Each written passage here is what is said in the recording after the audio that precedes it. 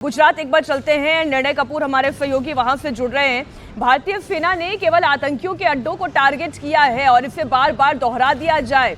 आतंकियों ने कहा था ना उन महिलाओं से जिनका सिंदूर उजाड़ा गया था कि जाकर मोदी से कह देना। अब मोदी ने कह दिया है और आतंकियों को जवाब मिल गया है निर्णय। लेकिन अब बॉर्डर पर स्थिति क्या है, निगाहें इस पर भी है। बिल्कुल, और मैं आपको बता दूं मीनाक्षी के कच्छ का जो ये बॉर्डर है, वैसे अगर आप ज़मीनी हकीकत देखें तो बहुत ही मार्शी लैंड है, इसलिए जो विलेजेस हैं वो बिल्कुल बॉर्डर पे नहीं है। बॉर्डर से करीब 50 किलोमीटर इसका जो डिस्टेंस है वो रिहायशी इलाकों से बहुत ज़्यादा है, इसलिए अभी रिहायशी इलाकों में कोई बहुत ज़्यादा हलचल अभी नहीं देखी गई है। लेकिन बॉर्डर पे जो बीएसएफ और आर्मी की भी तैनाती जो है वो बढ़ा दी गई है। पिछले 3-4 दिन से लगातार मूवमेंट वहाँ पे हो रहा था आर्मी का भी। लेकिन सबसे इम्पोर्टेंट बात जो है यहाँ पे कच्छ के बॉर्डर की अगर हम करें, बनासकांठा कच्छ और कोस्टल बॉर्डर जो है जामनगर और द्वारका का, तो ये अगर हमारी व्यावसायिक दृष्टि से देखें और व्यापारिक दृष्टि से देखें तो बहुत अहम एरिया है। 2 इम्पोर्टेंट पोर्ट्स हैं, मेजर रिफाइनरीज हैं इन इलाकों में। तो ये जो मेजर इंस्टॉलेशंस हैं और जो एस्टेब्लिशमेंट्स हैं, मिलिट्री एस्टेब्लिशमेंट, जैसलमेर बॉर्डर से भी बड़ी हलचल की खबर आ रही है।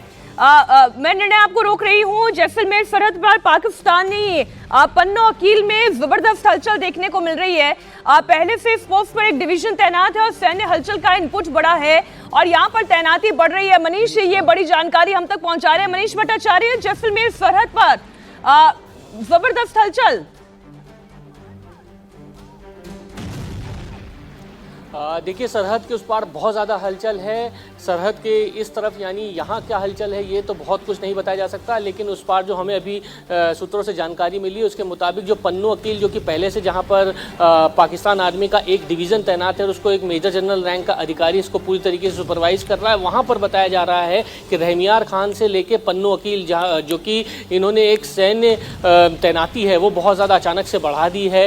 रात के बाद से हलचल बहुत ज़्यादा दिखाई दे रही है। मॉनिटरिंग लेवल बहुत ज़बरदस्त है। सर्वेलेंस एक्टिविटी इधर से भी बढ़ गई है, उधर से भी बढ़ गई है और अभी जो जानकारी मिली उसके मुताबिक ये कि अचानक से वहाँ पर हलचल बहुत ज़्यादा तेज हुई है। इसी वजह से बॉर्डर के जो राजस्थान का जो पश्चिमी सरहद है ये बहुत तेज़ी से एक्टिवेट हुआ है और यहाँ पर रात से विमान भी बहुत तेज़ी, फाइटर विमान लगातार घूम रहे हैं और बहुत ज़्यादा हलचल बढ़ गई है। लेकिन निगरानी रखी जा रही है कि सरहद के उस पार और किस तरीके से उधर हलचल हो रही है। जो लोग बता रहे हैं, जो यहाँ से जो हमें जानकारी मिली उसका मुताबिक ये है कि रहमियार खान से पन्नो अकील जो पाकिस्तान का इलाका है वहाँ पर रोड ट्रांसपोर्ट जो है वो बहुत मजबूत है। यही वजह है कि सैन्य हलचल बहुत ज़्यादा वहाँ पर हो रही है और बॉर्डर के आसपास पाकिस्तानी आर्मी और पाक रेंजर्स की जो मूवमेंट है वो बहुत ज़्यादा बढ़ गई है। बड़ी खबर एक बार फिर से दर्शकों को बता दें।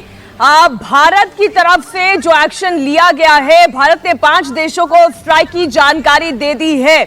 भारत की तरफ से जिन 5 मुल्कों को इसकी जानकारी दी गई है उसमें अमेरिका है, रूस है, ब्रिटेन है, इसके अलावा सऊदी अरब है, उसे भी इसकी जानकारी दी गई है। एडवांस वेपन सिस्टम का इस्तेमाल किया गया हमले में। जिस तरीके से एक बार फिर हम दोहराते, ना मिलिट्री इंस्टॉलेशंस को निशाना बनाया गया, ना सिविलियंस को निशाना बनाया गया। ऑपरेशन सिंदूर की पूरी डिटेल एक एक करके सामने आ रही है। आतंकियों के अड्डों को निशाना बनाया गया। टोटल 9 मिसाइल हमले किए गए हैं। बड़ी खबर एक बार फिर दोहरा दे, टोटल 9 मिसाइल हमले पीओके के अंदर 5 आतंकी कैंप तबाह किए हैं और ये पहली मर्तबा है कि पाकिस्तान के अंदर भी जाकर, यानी कि इंटरनेशनल बॉर्डर के 100 किलोमीटर अंदर जाकर भी ये हमला हुआ है। सियालकोट में यह हमला हुआ है, बहावलपुर में यह हमला हुआ है, लाहौर की तरफ जाकर अंदर हमला हुआ है। ये बड़ी खबर है। भारत ने इस तरीके का एक्शन अब तक नहीं लिया था। जितने एक्शन लिए थे वो पाकिस्तान ऑक्यूपाइड कश्मीर की तरफ लिए थे। टेरर लॉन्च पैड्स को तबाह किया गया था, इस बार भी आतंकी कैंप को तबाह किया है, लेकिन इंटरनेशनल बॉर्डर से 100 किलोमीटर अंदर जाकर यह अटैक किया है। देवेंद्र पाराशर इस वक्त हमारे साथ जुड़े हुए हैं। देवेंद्र, ये जो 5 मुल्कों को जानकारी दी गई है भारत के फैक्शन के, उस पर और क्या डिटेल आपके पास?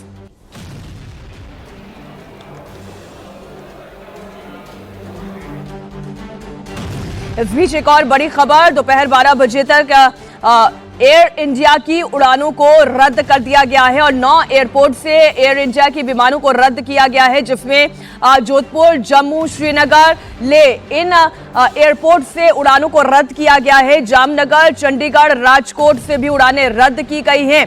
अमित पालित हमारे साथ जुड़े हुए हैं। अमित, एक तरफ एयर इंडिया की दोपहर 12 बजे तक 9 ऐसे हवाई अड्डे हैं जहां से उड़ानें रद्द की गई हैं, क्योंकि ये प्रिकॉशनरी स्टेप है, ये प्रिकॉशनरी स्टेप है। अमित जी बिल्कुल मीनाक्षी, देखिए जिस तरह से भारत ने ऑपरेशन सिंदूर के जरिए पाकिस्तान के अंदर घुसकर पाकिस्तान को जवाब दिया है, उसके बाद से ये आशंका तो जताई जा रही कि पाकिस्तान रिटेलिएशन करेगा। ऐसे में सेफ्टी के मद्देनजर और सुरक्षा के मद्देनजर जो एयरलाइंस है उनको ऑपरेशंस के लिए फिलहाल रोका गया है। और श्रीनगर की अगर बात की जाए, कश्मीर घाटी की बात की जाए, तो पूरे इस इलाके में इस वक्त बहुत हलचल तेज है। ग्राउंड पर यहाँ पर जो फोर्सेज है पूरी तरह से मुस्तैद है। आप देख सकते हैं मेरे पीछे भी काफी हलचल आपको देखने को मिल रही होगी जो फोर्सेज की है। उसी तरह से जो सर्दी इलाके हैं वहां पर भी निगरानी रखी जा रही है। खास तौर पे जो पूरा का पूरा हमारा एलओसी है पाकिस्तान के साथ ही इंटरनेशनल बॉर्डर है, इस इलाके में इस वक्त एयर डिफेंस सिस्टम को ऑपरेट कर दिया गया है और साथ ही साथ एक्टिवेट कर दिया है, जिसमें S-400 के अलावा आकाश मिसाइल डिफेंस सिस्टम है। इसके अलावा हमारे पास जो रशियन हमारे पास एयर डिफेंस सिस्टम है उन्हें भी इस वक्त एक्टिवेट किया गया है। कुल मिलाकर देखा जाए तो पाकिस्तान के ऊपर जिस तरह से भारत ने हमला किया है, पाकिस्तान के अंदर बहावलपुर एक सबसे बड़ा आप कह सकते हैं कि एक मेन टारगेट था, जहां पर जैश-ए-मोहम्मद के जो मदरसा है या फिर जिसको मस्जिद कहा जाता है उसके अंदर जाकर अगर कोई धमाका होता है, उसके ऊपर अगर कोई मिसाइल से अटैक किया जाता है तो ये सीधा पाकिस्तान के अंदर जाके हिट करना एक बहुत बड़ी बात है। इस बीच अगर बात करते हैं कि किस तरह से रिटेलिएशन हो रहा है पाकिस्तान की ओर से, इस वक्त मैं जहां पर मौजूद हूं यहां से महज 100 किलोमीटर की दूरी पर जो एलओसी है उस जगह पर आर्टिलरी शेल्स की बहुत ज्यादा हेवी फायरिंग हो रही है, जिसका जवाब भी भारतीय सेना दे रही है। और इसमें SH-15 हाउइट्जर तोपों का इस्तेमाल बताया जा रहा है कि किया जा रहा है। जो पाकिस्तान की 155 mm ये तोपें हैं जो चीन से ली गई थी, उनका इस्तेमाल किया जा रहा है। हालांकि भारत के पास भी 777, इसके अलावा जो बोफोर्स हमारे जो गन है उनका भी इस्तेमाल किया जा रहा है पाकिस्तान को जवाब देने के लिए, जिनका रेंज भी करीब 30 से 40 किलोमीटर के करीब आता है। दूसरी तरफ अगर देखा जाए तो पाकिस्तान की ओर जो HQ-9 पूरे एलओसी के आसपास मुजफ्फराबाद इन इलाकों में जहां पर भारतीय सेना ने हमले किए थे, पाकिस्तानी ठिकानों को निशाना बनाया था, आतंकवादियों के ठिकानों को निशाना बनाया था, वहां पर पाकिस्तान की ओर से HQ-9 एयर डिफेंस सिस्टम लगा हुआ था। और जो चीनी यहाँ पर ये कुछ एक्सक्लूसिव तस्वीरें आ रही हैं, ये तस्वीरें आ रही है जहां लश्कर का कैंप उड़ाया गया, आतंकियों के अड्डे उड़ाए गए, वहां से अब ये एक्सक्लूसिव तस्वीरें आ रही हैं। ऑक्यूपाइड कश्मीर के अंदर 5 आतंकी कैंप तबाह किए गए हैं। अब ये एग्जैक्ट जो तस्वीर आई है ये कौन से इलाके की तस्वीर है, इस पर और थोड़ी जानकारी आते ही हम दर्शकों के सामने रखेंगे। बहावलपुर, लाहौर, सियालकोट और मुरीद के ये 4 ऐसे इलाके हैं जो एकदम आप ये कहें कि ये पाकिस्तान के अंदर यानी सेंट्रल पाकिस्तान के हिस्से जहां पर ये अटैक किया गया। इस बार केवल पाक ऑक्यूपाइड कश्मीर में ही अटैक नहीं हुआ है, आतंकी अड्डों को नहीं निशाना बनाया गया, बल्कि इंटरनेशनल बॉर्डर से 100 किलोमीटर अंदर जाकर अटैक किया गया। और ये जो तस्वीर इस वक्त आप देख रहे हैं ये बहावलपुर की तस्वीर है। मनीष प्रसाद हमारे साथ जुड़े हुए। मनीष, बहावलपुर से पहली एक्सक्लूसिव तस्वीर आ चुकी है, ये जैश का अड्डा है जो उड़ाया गया है। और ये जो आप तस्वीरें देख रहे हैं, दरअसल इसमें ये जैश ए मोहम्मद का फ्रंट फेस जो है वो यहाँ पर मदरसा भी है, साथ में यहाँ पर जहाँ पे वो तालीम देता है आतंकियों की ट्रेनिंग कैंप है जो आप ये तस्वीरों में देख रहे हैं। दरअसल ये एरिया जो मेन एंट्री गेट है उसके बीचों बीच का एरिया है। उसके साथ में ही यहाँ से करीबन 3 किलोमीटर की दूरी पर 31 कोर पाकिस्तानी आर्मी जो कि प्रोटेक्ट करती है मौलाना मसूद अजहर को, उसका एक हेडक्वार्टर भी है और पास ही में एक एयर स्ट्रिप भी है। तो वही ये तस्वीरों के माध्यम से भी आप समझे, क्योंकि जिस तरीके से भारत ने बिल्कुल क्लियर कर दिया है कि ये प्रिसाइज अटैक है आतंकियों के ऊपर, आतंकियों के अड्डों के ऊपर, तो ये तस्वीरों से बिल्कुल स्टैब्लिश होता है कि ये आतंकियों का अड्डा था जहां पर इनको ट्रेनिंग दी गई, जैश ए मोहम्मद के आतंकियों को ट्रेनिंग दी गई। मौलाना मसूद अजहर को यहाँ से जरूर निकाल लिया गया ISI के द्वारा, लेकिन उसके बावजूद यहाँ पर जो लोग मौजूद थे, आतंकी मौजूद थे, उनके ऊपर ये कड़ी कार्रवाई हुई है। और इंटरनेशनल बॉर्डर से, राजस्थान के इंटरनेशनल बॉर्डर से करीबन 100 किलोमीटर एरियल डिस्टेंस और भी कम होगा, लेकिन रोड का डिस्टेंस करीबन 70 से 100 किलोमीटर के लगभग है। बहावलपुर का जैश ए मोहम्मद का ये आतंकी अड्डा जो हमें जानकारी मिल रही है मीनाक्षी, इसका नाम एग्जैक्टली लिखा हुआ है और उसके अलावा ये भी कहा गया है ISPR के द्वारा, सबसे पहले यही बताया गया था कि मुजफ्फराबाद, कोटली और साथ में जो बाकी एरियाज हैं वहां पर टारगेट किया है भारतीय सेना ने। तो इसीलिए ये जो तस्वीरों के माध्यम से भी आप देख रहे हैं, ये जो अड्डा है इसका नाम है मस्जिद सुभानुल्लाह, जो कि अहमदपुर ईस्ट में है बहावलपुर के। और इसी के अंदर जो मौलाना मसूद अजहर है अपने आतंकियों के साथ रहता है। यहाँ पर पूरा क्षतिग्रस्त हुआ है, प्रिसाइज यानी आप साधारण शब्दों में समझें तो लॉक कर दिया गया इस जगह को कि यहीं पर अटैक होना है। GPS के कोऑर्डिनेट्स यानी एक एक डिटेल डाली गई, आप ये समझ लीजिए कि एड्रेस डाला गया और ये जो मिसाइल, जो रॉकेट है, वो मिसाइल है भारतीय वायुसेना की, सीधा जाकर इसी बहावलपुर के अड्डे पे गिरी। तो आप ये समझ लीजिए कि इसकी तस्वीरों से साफ पता लगता है कि पूरा एरिया ध्वस्त हुआ है और पाकिस्तानी आर्मी के 31 कोर के जो जनरल हैं उनको काफ़ी ज़्यादा सुननी पड़ी है, क्योंकि वो ये सोच रहे थे कि यहाँ पर नहीं होगा, क्योंकि हाफिज जो मौलाना मसूद अजहर है वो यहाँ से निकल चुका है। लेकिन भारत ने जो मेन मास्टरमाइंड है देश में कई सारे आतंकी हमलों का, जैश ए मोहम्मद का, उसके इस अड्डे को तबाह किया है। मीनाक्षी, एक और बात, ये 9 के 9 टारगेट वो टारगेट हैं जो कि देश में हो रहे 26/11 यानी 2008 के 26/11 से लेकर अभी तक जितने भी आतंकी हमले हुए उसमें डायरेक्टली इनकी इन्वॉल्वमेंट थी। बिल्कुल। और इसी बीच एक और बड़ी खबर आपको बता दें, पूरे ऑपरेशन की कमान NSA अजीत डोवल संभाल रहे थे। वो लगातार एक्टिव थे। NSA लगातार एयरफोर्स, नेवी और आर्मी के संपर्क में थे।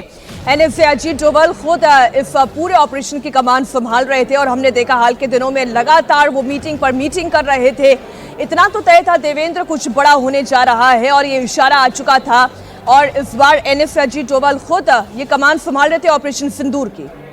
जी हाँ, बिल्कुल। और पहलगाम हमले के बाद प्रधानमंत्री नरेंद्र मोदी ने NSA अजीत डोवल को ही ये जिम्मेदारी दी थी कि खुफिया एजेंसियों और NTRO के सहयोग के साथ और पाकिस्तान के अंदर जो हाई वैल्यूड टेरर कैंप हैं, टेरर लोकेशन हैं, उनकी पहचान की जाए। उसमें इस बात का ध्यान रखने की ज़रूरत नहीं है कि वो किस जोग्राफिकल चुनौती के बीच वो जगह है। कहीं भी हो, अगर पाकिस्तान में है, चाहे POK में हो या फिर पाकिस्तान में हो, उन जगहों का चयन किया जाए। मतलब समझा जा सकता है कि अपने आप में ये कितनी बड़ी बात थी कि ये ध्यान नहीं रखा गया कि सिर्फ LOC के या इंटरनेशनल बॉर्डर के आसपास के लोकेशन हो, बल्कि पाकिस्तान में जहाँ भी वो लोकेशन हो जो टेरर कैंप की जगह हो, उनका चयन करने का निर्देश दिया गया था। उसके बाद तकरीबन 4 से 5 दिन के कड़े मॉनिटरिंग के बाद तय किया गया और 9 टारगेट्स का चयन किया गया। फिर NSA ने एक छोटी टीम बनाई थी ऑपरेशन सिंदूर के लिए, जिसमें तीनों ही सेना फौज के चुनिंदा ऑफिसर थे और उनके कमांड में ये सारा कोऑर्डिनेशन शुरू हुआ। एक वॉर रूम बनाया गया था स्पेशली इस ऑपरेशन के लिए और लगातार मॉनिटरिंग की गई उन हाई वैल्यू टारगेट्स का और सर्विलांस पे डाल के कि क्या उसी तरह के हैपनिंग वहाँ पे हो रही है जिस प्रकार के इनपुट हैं। क्योंकि भारत एकदम से तय करना चाहता था कि एक तो आतंकी लोकेशन पे कार्रवाई हो, दूसरा वैसी जगह पे कार्रवाई हो जिससे करारी चोट लगे आतंकवाद के ढांचे को, आतंकवाद के सिस्टम के, आतंकवाद के मनोबल को। और उसके बाद NSA की टीम ने जब इन सारी चीज़ों को ब्रीफ कर दिया, तब NSA ने प्राइम मिनिस्टर मोदी के सामने ये ब्लूप्रिंट रखा कि ये हमारी प्लानिंग है, इस तरह की चीज़ हम करना चाह रहे हैं। और उसके बाद ऑपरेशन सिंदूर को अंजाम दिया गया। कल भी NSA और प्रधानमंत्री मोदी के बीच कम से कम 10 से 12 बार बातचीत हुई है इस ऑपरेशन को लेके और PM मोदी तो लगातार ऑपरेशन सिंदूर की मॉनिटरिंग कर ही रहे थे। तो समझा जा सकता है कि टॉप लेवल पे एक तो प्लानिंग, दूसरा खुफिया इनपुट्स, डिसीजन मेकिंग, एक्सक्यूशन किस तरह से करना है, इन सारी चीज़ों की प्लानिंग की गई थी, जिसका ये नतीजा था कि 9 के 9 जो ऑपरेशन सिंदूर के तहत टारगेट फिक्स किए गए थे वो पूरी तरह से सक्सेसफुल रहे हैं। और ये बात भारत को कहने की ज़रूरत नहीं पड़ रही है, पाकिस्तान चिल्ला चिल्ला के कह रहा है। बहावलपुर के ही एक व्यक्ति का स्टेटमेंट सुने जिसमें वो बता रहा है कि मौलाना मसूद के कैंप पे 4 मिसाइल अटैक किए गए हैं। तो भारत ने एक ज़ोरदार हमला किया है, लेकिन ये हमला पाकिस्तान के मिलिट्री सिस्टम पे नहीं बल्कि वहाँ के आतंकी सिस्टम पे किया गया है। मीनाक्षी।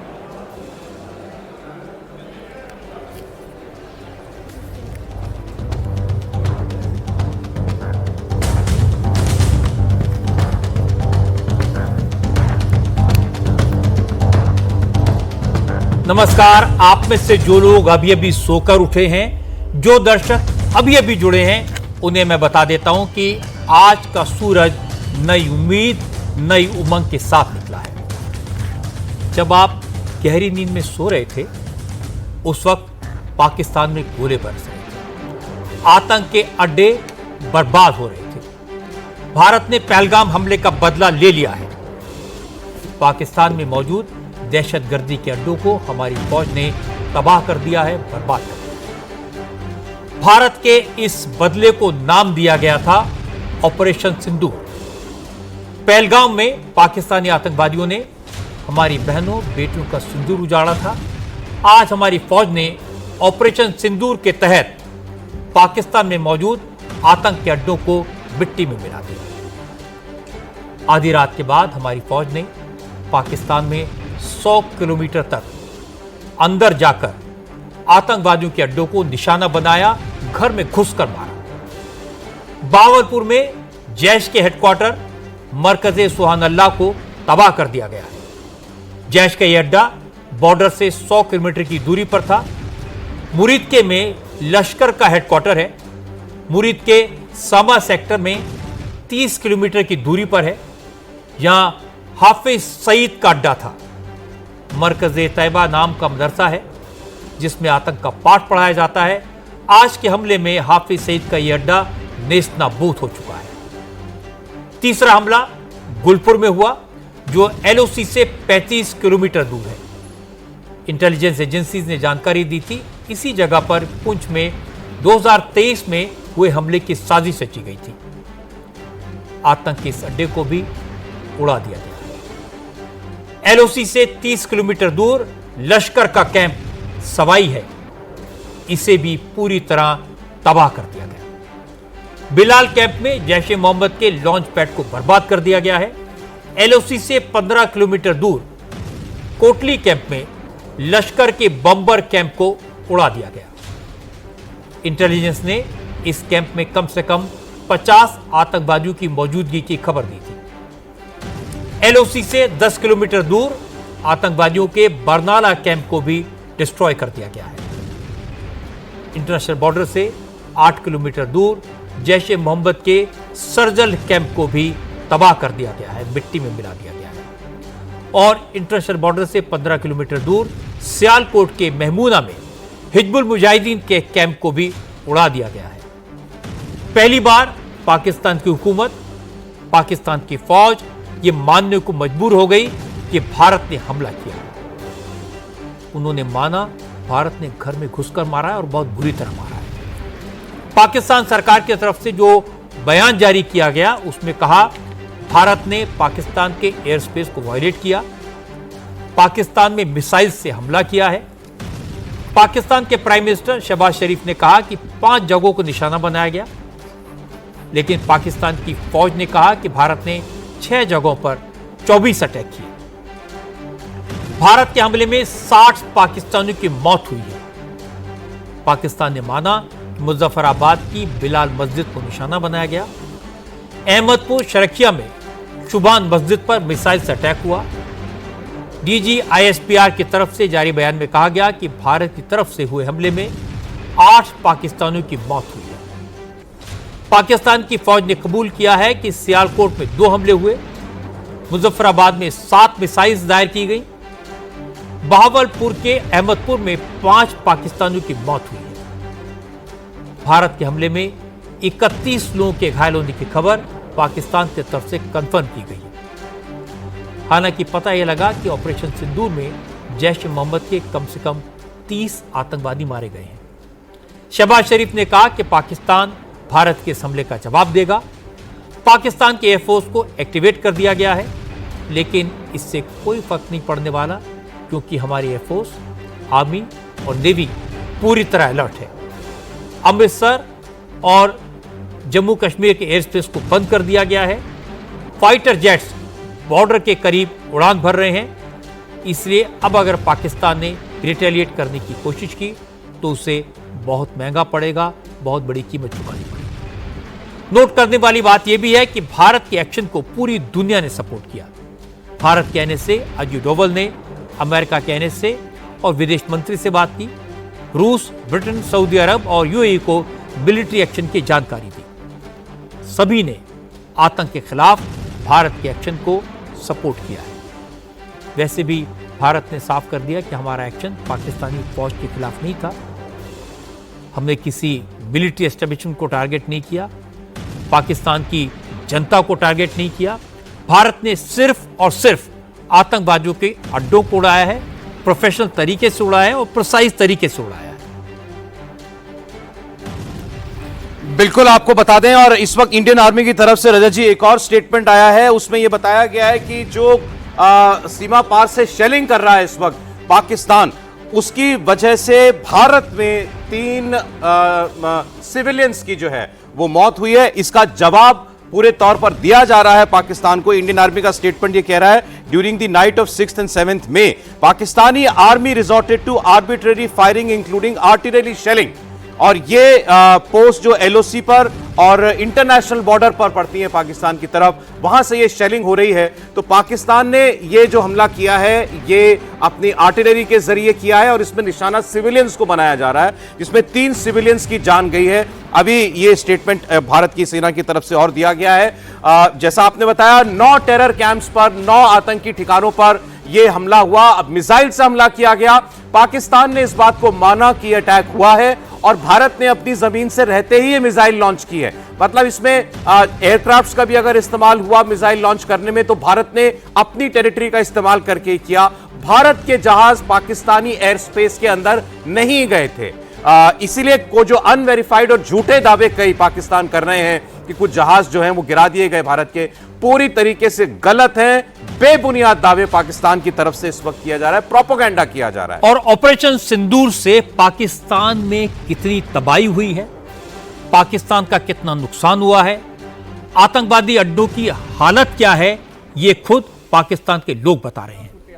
पाकिस्तान से अब यह भी एक वीडियो आया है जिसमें वहां के लोग बता रहे हैं कि हिंदुस्तान की फौज ने मसूद अजहर के मदरसे को मिट्टी में मिला दिया है। तो ये आप सुन रहे थे बहावलपुर में जो एक वहां का रहने वाला निवासी है, वो खुद कह रहा है कि मसूद अजहर के मदरसे के ऊपर 4 मिसाइल आकर के गिरी और मसूद अजहर का मदरसा पूरी तरीके से तहस नहस हो गया।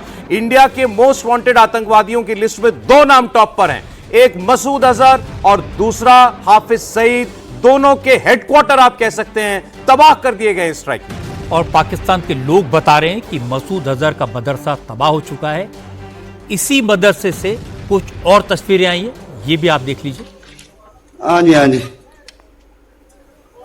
बहुत ज्यादा होया जगह। हाँ जी, ओ यार सबर मैं भाएं करना तेन बाद च बंदे भी उन्होंने ਉਹ ਆਂਦੇ ਨੇ ਸਾਡੇ ਬੰਦੇ ਵੀ ਉੱਤੇ ਨੇ। ओ हेलो भाई, ਉਹ ਭਾਈ ਕੋਈ ਹੈ ਉੱਤੇ? ਉਹ ਭਾਈ ਕੋਈ ਹੈ ਉੱਪਰ? हैं?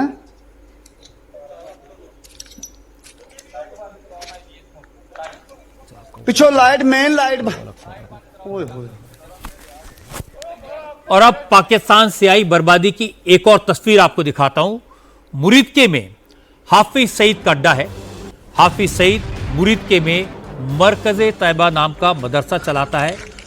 इस मदरसे में खूंखार टेररिस्ट तैयार किए जाते हैं, भारत के दुश्मन तैयार किए जाते हैं। आज हमारी मिसाइल्स ने हाफिज सईद के इस आतंक के अड्डे को बुरी तरह तबाह कर दिया है। पाकिस्तान से जो रिपोर्ट्स आ रही हैं उसमें कंफर्म हो रहा है कि पाकिस्तान में आतंकवाद के कई अड्डों पर हमारी फौज ने सटीक निशाना लगाया। ये नुकसान, ये 9 नंबर,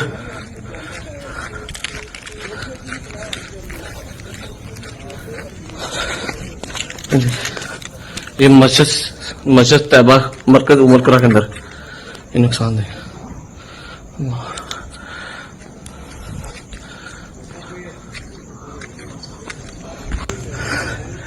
ये नुकसान, ये 9 नंबर,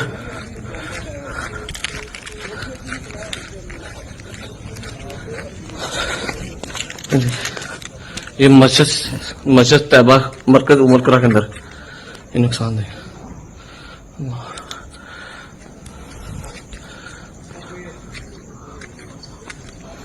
ये हाफिज सईद, रजत जी, हाफिज सईद लश्कर तैयबा का सबसे बड़ा ठिकाना है मुरीदके में, जिसको आप देख रहे थे पूरी तरीके से नेस्तनाबूद कर दिया इंडियन मिसाइल अटैक ने। और बहावलपुर में मसूद अजहर के मदरसे पर हमला हुआ और इसकी पुष्टि तस्वीरें भी करती हैं और पाकिस्तान के लोकल्स भी इसकी पुष्टि कर रहे हैं। दो खबर फर्क यह है कि पहले पाकिस्तान की सरकार, पाकिस्तान की फौज और पाकिस्तान के लोग इनकार करते थे कि हिंदुस्तान ने हमला किया, लेकिन अब वो खुद बता रहे हैं, खुद कंफर्म कर रहे हैं। ये बड़ा परिवर्तन है इस बार। लेकिन रजत जी, पाकिस्तान अपनी फजीहत खराने में खुद तुला हुआ है। पाकिस्तान के रक्षा मंत्री ख्वाजा आसिफ ने पहले एक बेबुनियाद स्टेटमेंट इंटरनेशनल मीडिया को दिया कि हमने भारत के कई प्रिजनर ऑफ वॉर कर लिए हैं, हमने भारत के कई फौजियों को पकड़ लिया है। भारत की सेनाओं ने क्रॉस की ही नहीं अपनी टेरिटरी, तो उन्होंने पकड़ा कैसे? लेकिन उन्होंने स्टेटमेंट दिया और बाद में उन्होंने उस पर क्लैरिफिकेशन दिया कि ऐसी जानकारी फिलहाल हमारे पास नहीं है।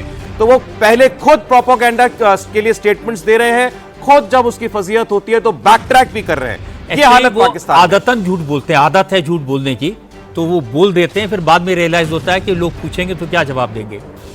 इसका कोई सबूत उनके पास नहीं है।